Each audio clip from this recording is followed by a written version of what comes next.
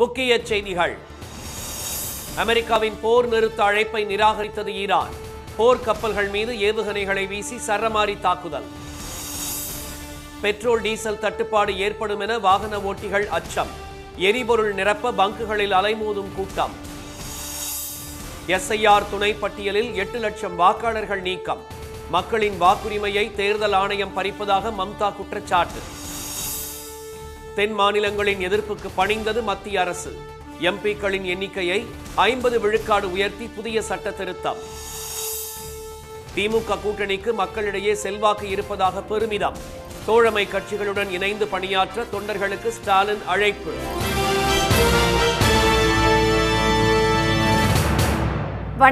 வணக்கம். அமெரிக்காவின் போர் நிறுத்தம் மற்றும் பேச்சுவார்த்தையை நிராகரித்த ஈரான் அமெரிக்க போர்க்கப்பலான ஆப்ரஹாம் லிங்கன் மீது தாக்குதல் நடத்தியதால் மேற்காசியாவில் பதற்றம் அதிகரித்துள்ளது. அணு ஆயுத தடை தொடர்பாக ஈரானுடன் பேச்சுவார்த்தை நடத்திய அமெரிக்கா திடீரென கடந்த மாதம் 28ஆம் தேதி அந்நாட்டின் மீது போர் தொடுத்தது. இஸ்ரேலும் இணைந்து நடத்தி வரும் தாக்குதல் 26வது நாளை எட்டியுள்ளது.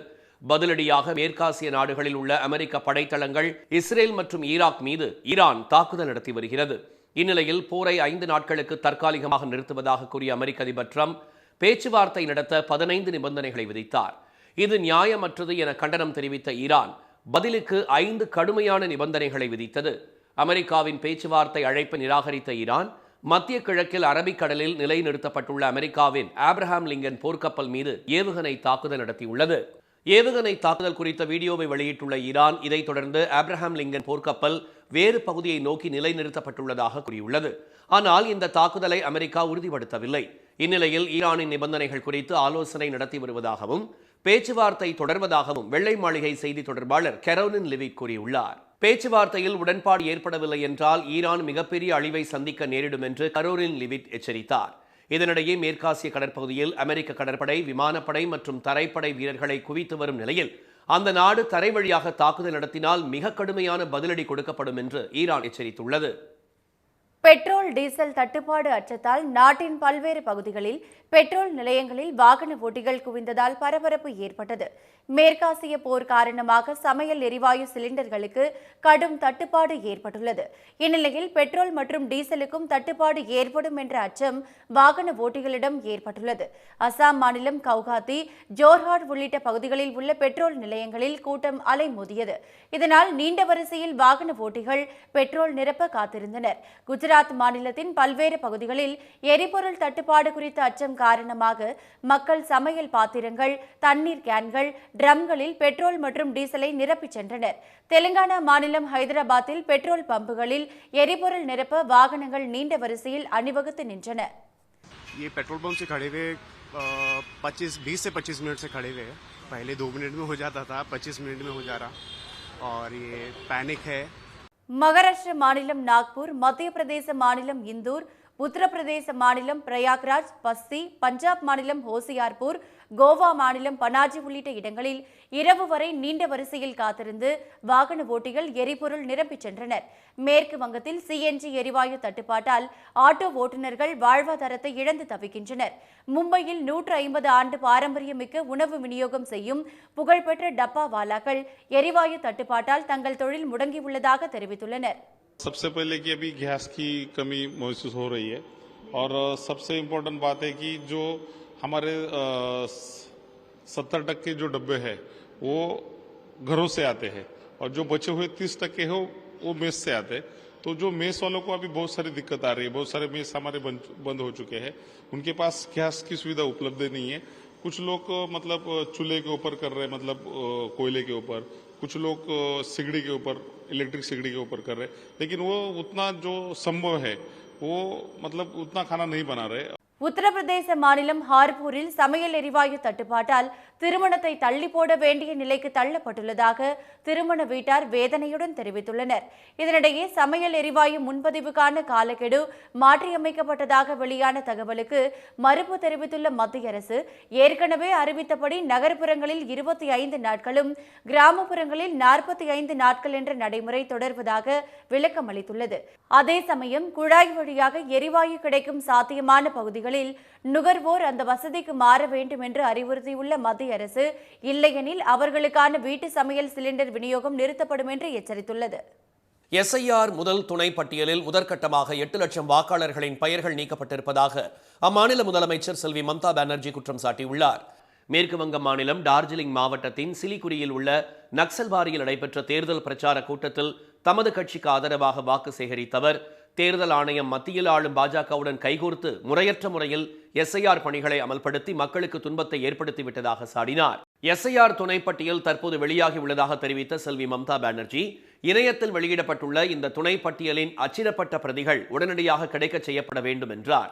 அதன் மூலம் அதில் உள்ள தகவல்களை சரிபார்க்க முடியும் என்றவர், நிறுத்தி வைக்கப்பட்டுள்ள 60 லட்சம் வாக்காளர்களில் ஆய்வுக்கு உட்படுத்தப்பட்ட 27 லட்சம் வாக்காளர்களில் 8 லட்சம் பேரின் பெயர்கள் முதல் துணை பட்டியலில் இருந்து நீக்கப்பட்டுள்ளதாக தமக்கு தகவல் கிடைத்திருப்பதாக கூறினார். அந்த பட்டியல் எங்கே என்று கேள்வி எழுப்பிய செல்வி மம்தா பானர்ஜி, பட்டியலின் அச்சிடப்பட்ட பிரதிகள் ஏன் இதுவரை அரசு அலுவலகங்களில் ஒட்டப்படவில்லை என்றும் வினவினார். அந்த பட்டியல் பார்வைக்கு வைக்கப்பட்ட பின்னரே அதில் உள்ள தகவல்களை சரிபார்க்க முடியும் என்ற முதலமைச்சர், வயதான முதியவர்களை எஸ்ஐஆர் சரிபார்ப்பு பணிக்காக வரிசைகளில் நிற்க வைத்து அவர்களின் குடியுரிமையையே கேள்விக்குள்ளாக்கிய நிலையில் அதே மக்களிடம் வந்து வாக்கு கேட்க பாஜகவால் எப்படி துணிய முடிகிறது என்றும் கேள்வி எழுப்பினார். தாம் இருக்கும் காலம் வரை மேற்கு வங்கத்தில் தேசிய குடியுரிமை பதிவேடு நடவடிக்கை எதுவும் மேற்கொள்ளப்படாது என்றும் உறுதியளித்த செல்வி மம்தா, தடுப்பு முகாம்கள் எதுவும் அமைக்கவும் அனுமதிக்கப்படாது என்றும் திட்டவட்டமாக தெரிவித்தார். 2011ஆம் ஆண்டு மக்கள் தொகை கணக்கு தரவுகளை அடிப்படையாக கொண்டு மக்களவை இடங்களை 816ஆக உயர்த்தி அதில் 273 இடங்களை பெண்களுக்கு ஒதுக்க மத்திய அரசு திட்டமிட்டுள்ளது. நாடாளுமன்ற தொகுதிகளின் எண்ணிக்கையை மறுவரையறை செய்வதற்கு கடந்த 1976ஆம் ஆண்டு தடை விதிக்கப்பட்டிருந்தது. இந்த தடையை நீக்கி பெண்களுக்கு அரசியல் அதிகாரமளிக்கும் வகையில் கடந்த 2023ஆம் ஆண்டு 106வது அரசியல் சாசன திருத்த சட்டம் கொண்டு வரப்பட்டது. இந்த சட்டத்தின்படி மக்கள் தொகை கணக்கெடுப்புக்கு பிறகே பெண்களுக்கு 33% இடஒதுக்கீடு வழங்கப்படும் என்று அறிவிக்கப்பட்டிருந்தது. இந்நிலையில் மக்களவை இடங்களை 816ஆக உயர்த்துவதற்கான நீண்டகால திட்டத்தை மத்திய அரசு முன்னெடுத்துள்ளது. இதன் மூலம் பெண்களுக்கு 273 இடங்களை ஒதுக்கீடு செய்து அரசியல் களத்தில் நிலவும் பாலின சமமின்மை மற்றும் மாநிலங்களுக்கு இடையிலான பிரதிநிதித்துவ பிரச்சினைக்கு தீர்வு காண முடிவு செய்யப்பட்டுள்ளது. இந்த திட்டத்தை செயல்படுத்த அரசியல் சாசனத்தின் 334A பிரிவில் திருத்தம் செய்யப்பட உள்ளது. 2021ஆம் ஆண்டு மக்கள் தொகை கணக்கெடுப்பு தள்ளி போயுள்ள நிலையில் 2011ஆம் ஆண்டு தரவுகளை அடிப்படையாக கொண்டு இந்த மாற்றங்களை செய்ய திட்டமிடப்பட்டுள்ளது. இதற்கு நாடாளுமன்றத்தின் இரு அவைகளிலும் 3/2 பங்கு பெரும்பான்மையும் 50% மாநிலங்களின் ஒப்புதலும் அவசியமாகும். மக்கள் தொகை அடிப்படையில் தொகுதிகளை பிரிக்கும் போது மக்கள் தொகையை சிறப்பாக கட்டுப்படுத்திய தமிழ்நாடு, கேரளா போன்ற தென் மாநிலங்கள் தங்களின் பிரதிநிதித்துவத்தை இழக்க நேரிடும் என்ற அச்சம் நிலவியது. இதனை தவிர்க்க அனைத்து மாநிலங்களின் தொகுதிகளையும் 50% வரை உயர்த்தும் முறையை அமல்படுத்த மத்திய அரசு திட்டமிட்டுள்ளது. இதன்படி உத்தரப்பிரதேசத்தில் தொகுதிகள் 80 120ஆகவும், மகாராஷ்டிரா மாநிலத்தில் 48 72ஆகவும், தமிழ்நாட்டில் 39 59ஆகவும் அதிகரிக்கும். இந்த புதிய முறையினால் தற்போது பதவியில் உள்ள ஆண் உறுப்பினர்களின் வாய்ப்புகள் பறிபோகாமல் பாதுகாக்கப்படும்.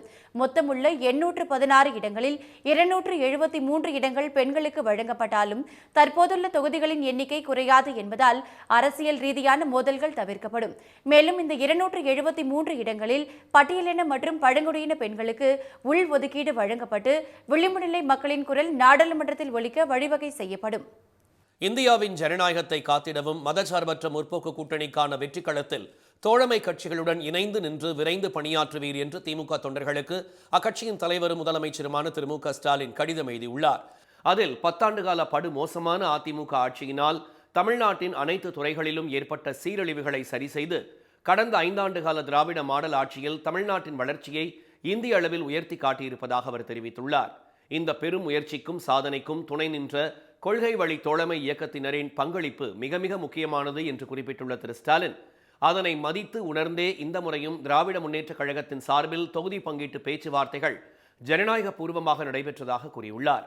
திமுக கூட்டணியில் புதிய கட்சிகள் இணைந்துள்ள காரணத்தால் உரிய அளவில் தொகுதிகளை பங்கிட்டுக் கொள்ள வேண்டிய சூழலும் தேவையும் இருப்பதை நம்முடன் தொடர்ந்து பயணிக்கும் தோழமை கட்சிகளான விடுதலை சிறுத்தைகள் கட்சி, இந்திய கம்யூனிஸ்ட் கட்சி, மார்க்சிஸ்ட் கம்யூனிஸ்ட் கட்சி, மதிமுக, இந்திய யூனியன் முஸ்லீம் லீக் உள்ளிட்ட அனைத்து இயக்கங்களின் தலைவர்களுடனும் ஆலோசித்தே தொகுதி பங்கீட்டு பேச்சுவார்த்தைகள் நடைபெற்றது, ஒப்பந்தங்கள் நிறைவேறியுள்ளதாக அவர் தெரிவித்துள்ளார்.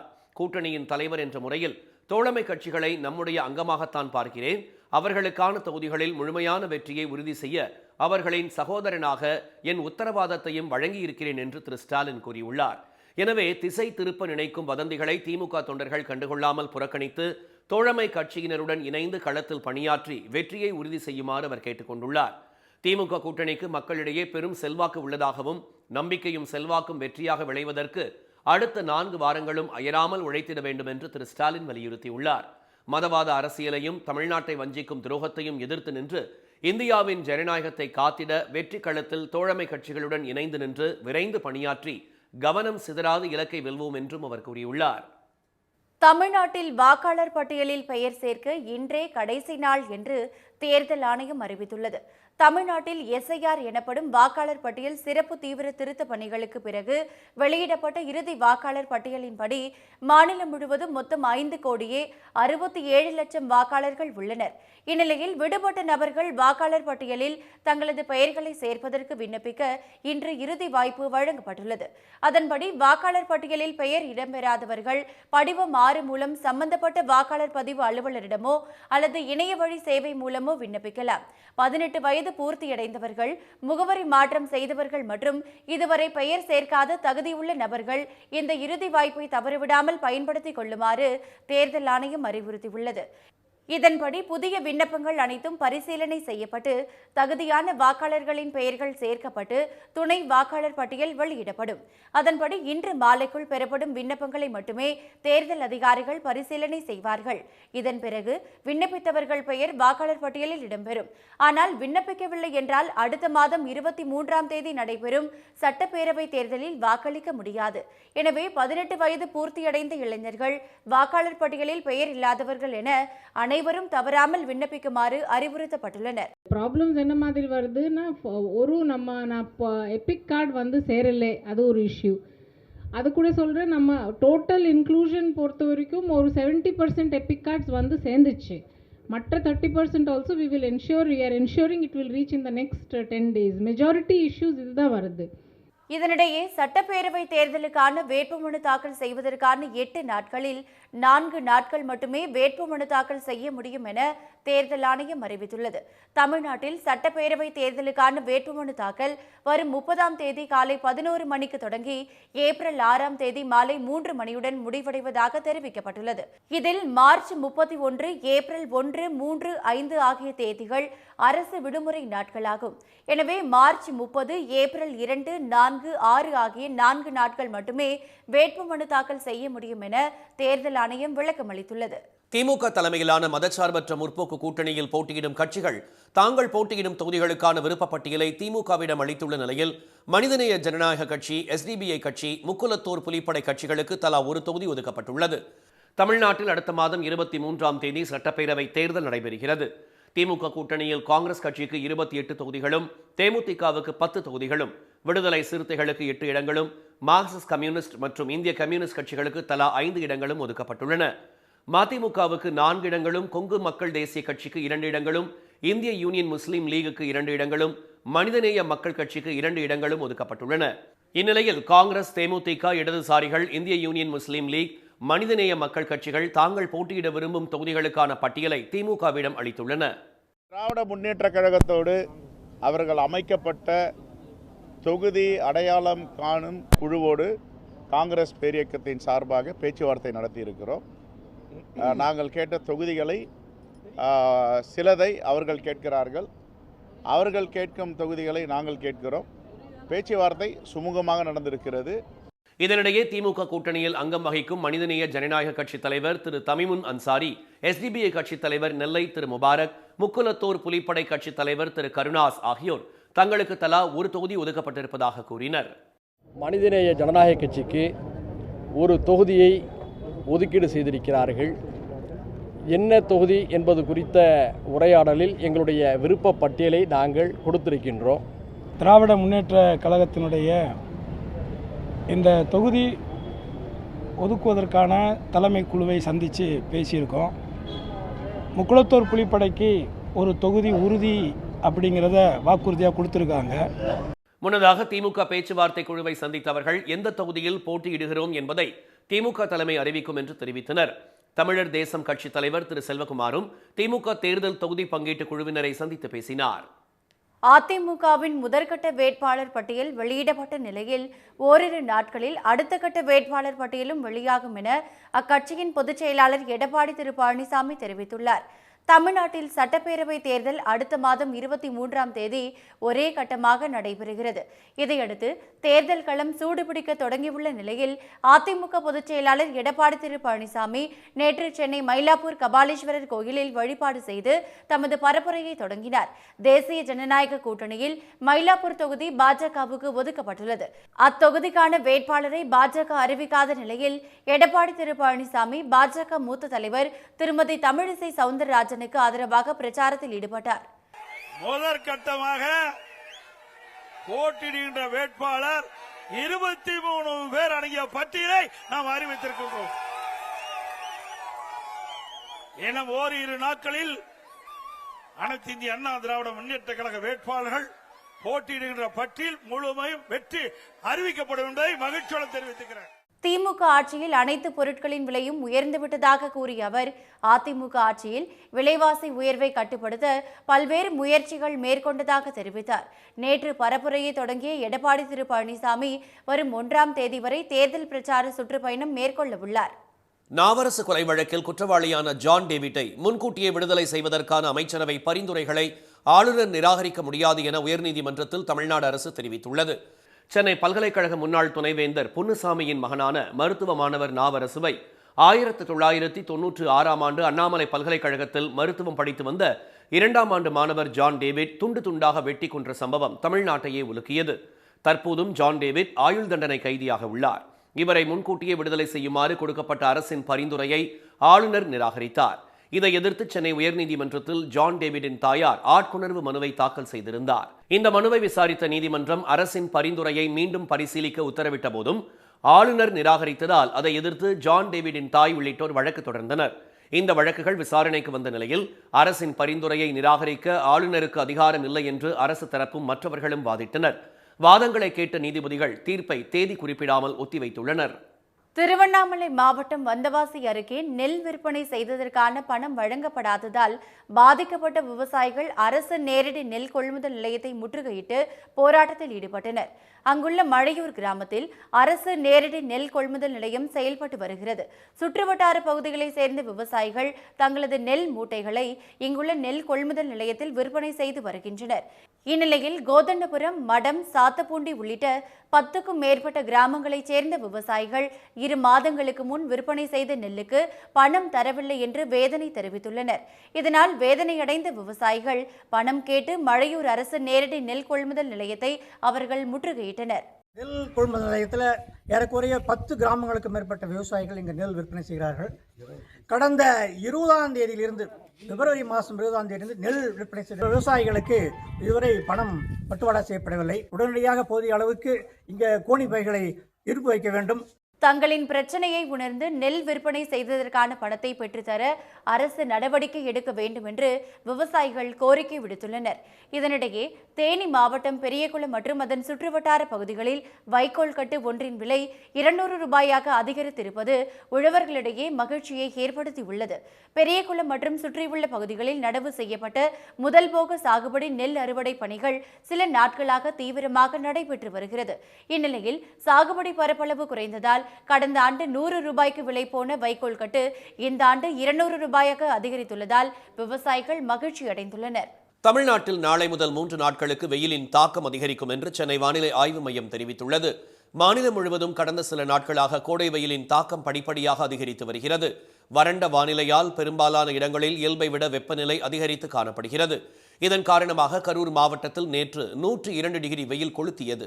இந்நிலையில் மன்னார் வளைகுடா முதல் வடக்கு உள் கர்நாடகா வரையில் ஒரு வளிமண்டல கீழடுக்கு சுழற்சி நிலை கொண்டுள்ளதாக தெரிவித்துள்ள வானிலை ஆய்வு மையம், நாளை கோவை மற்றும் நீலகிரி மாவட்டத்தின் ஓரிரு இடங்களில் லேசான மழை பெய்யும் என்று கூறியுள்ளது. மாநிலத்தின் எஞ்சிய மாவட்டங்களில் வரும் 30ஆம் தேதி வரை இயல்பை விட 3 முதல் 4 டிகிரி செல்சியஸ் வெப்பம் அதிகரிக்கக்கூடும் என்றும் தெரிவிக்கப்பட்டுள்ளது. மீண்டும் இன்றைய முக்கிய செய்திகள். அமெரிக்காவின் போர் நிறுத்த அழைப்பை நிராகரித்த ஈரான் அமெரிக்க போர் கப்பல்கள் மீது தாக்குதல் நடத்தியதால் மேற்காசியாவில் பதற்றம் அதிகரித்துள்ளது. எரிபொருள் தட்டுப்பாடு அச்சத்தால் நாட்டின் பல பகுதிகளில் பெட்ரோல் நிலையங்களில் வாகன ஓட்டிகள் குவிந்ததால் பரபரப்பு நிலவியது.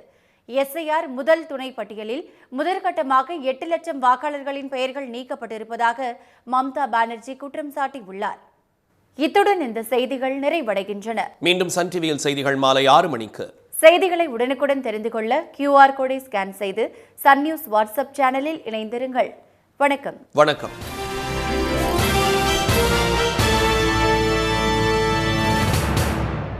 உடனுக்குடன் செய்திகளை தெரிந்து கொள்ள சன் நியூஸ் பெல் ஐகானை கிளிக் பண்ணுங்க.